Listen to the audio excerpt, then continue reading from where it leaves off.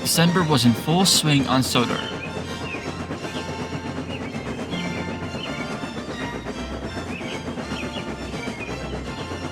Snow had come early, and though they were cold, the engines forged on, determined not to disappoint the passengers at Christmas.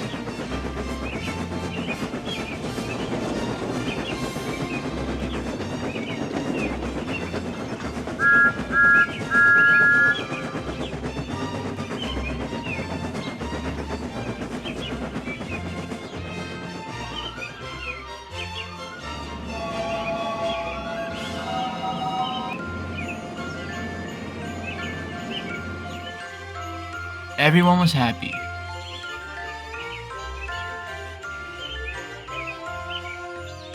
Everyone, that is, except Birdie.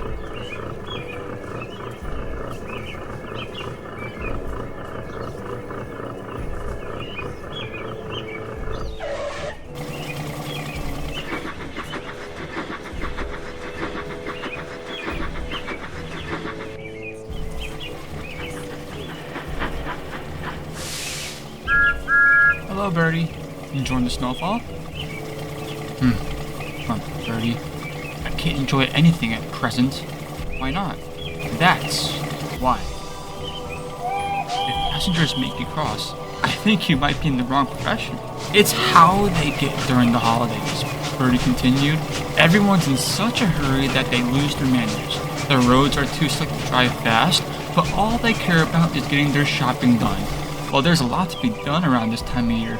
Don't let them get to you, Birdie. Easy for you to say, Birdie snarled. At least you don't have potholes and black ice on the railway. It's not all tinsel and carols for me, Thomas.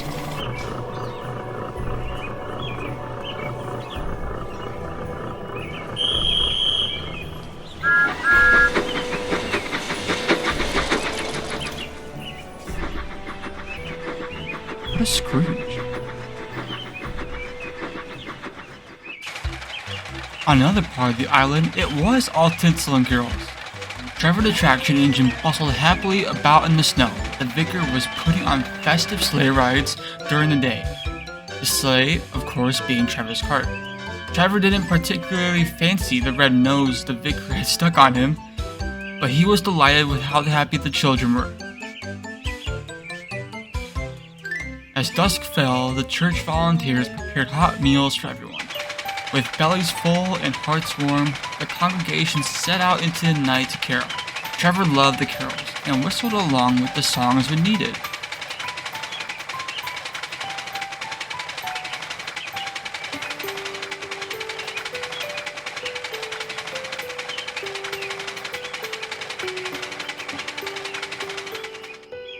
One night, the carolers were singing at one of Birdie's stops. The bus roared up, drowning out the tune.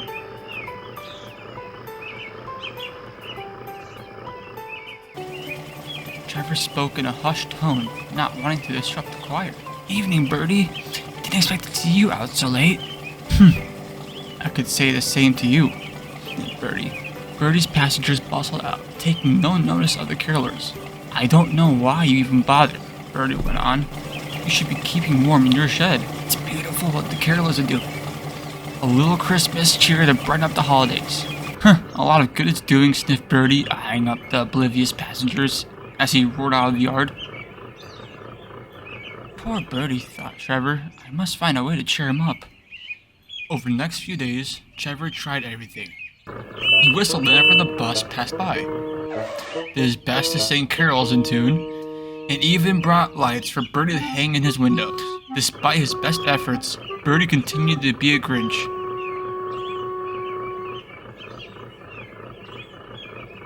Trevor remained undeterred. It was Christmas, and nothing could ruin the holidays for him. The 25th of December was mere days away. The weather changed as Christmas drew near. The snow that fell was heavy and wet, and winds howled across the island.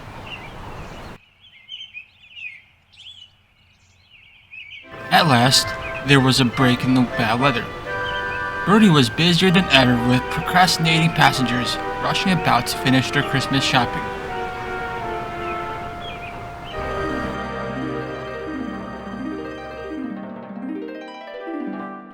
It was dark as Bertie was making his final run home for the day, but he was no less crowded with the people than he was in the morning. The snow had begun to fall again, and his driver was having a hard time seeing the road. The passengers were getting agitated. "Pick it up! I'll miss my supper!" Didn't realize I got in a horse and cart. With the passengers distracting him, Bertie didn't see the hole ahead. There was a loud pop! Bertie began swerving all over the road. The passengers yelling in fright. The driver couldn't keep control. With a thud, Bertie skidded into a ditch and buried himself in the snow.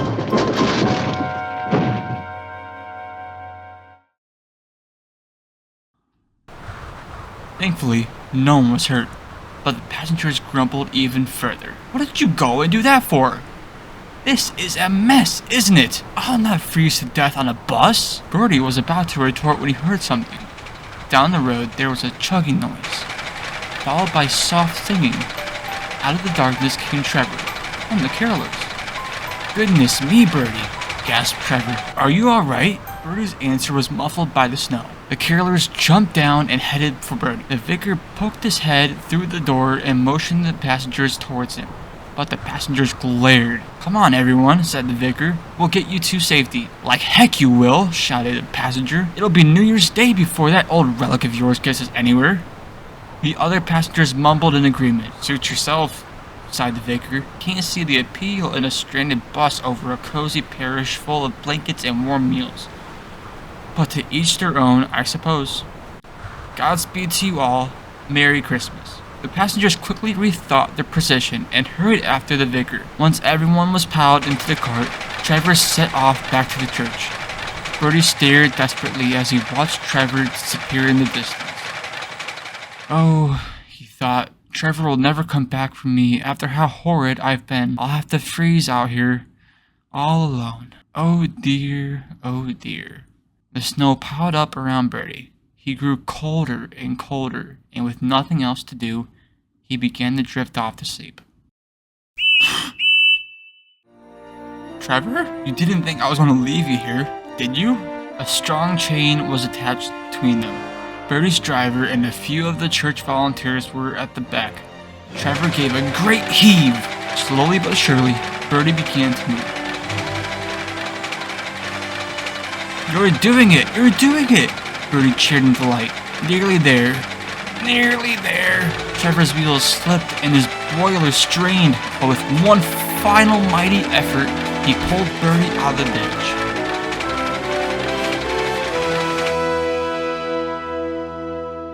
The men cheered and hugged. Bertie honked happily and Trevor sighed in relief.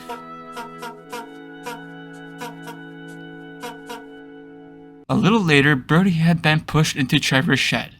"I have not got a spare tire," sighed the driver, "and there's no chance a mechanic will make it out here tonight. Sorry, lad, you'll have to stay here for the night." "I must say," said Trevor, "this is the first time I've had a guest. I don't know why you'd want me to stay after the Scrooge I've been. There's more than enough room in this shed for the both of us," smiled Trevor. "But there is one rule if you're going to stay." "What's that?" "When the carols begin, you have to sing along." The two friends burst into laughter. Soon, Edward arrived to take Bertie's passengers home.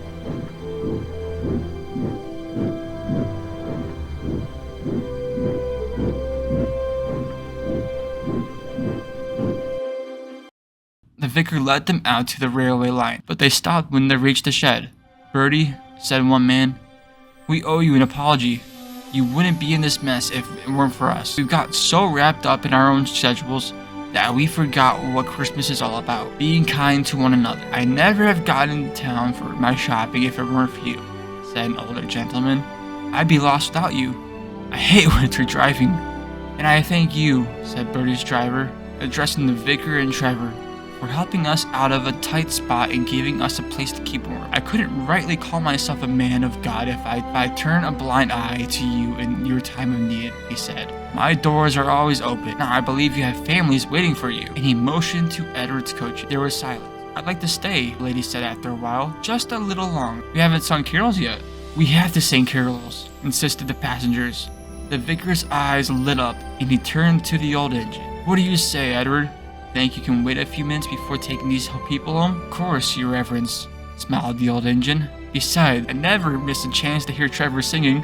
Everyone laughed, and the carols began. Birdie was the happiest he'd felt all season. Happy to see his passenger smiling, to feel the Christmas spirit, and to know he could always count on his good friend Trevor.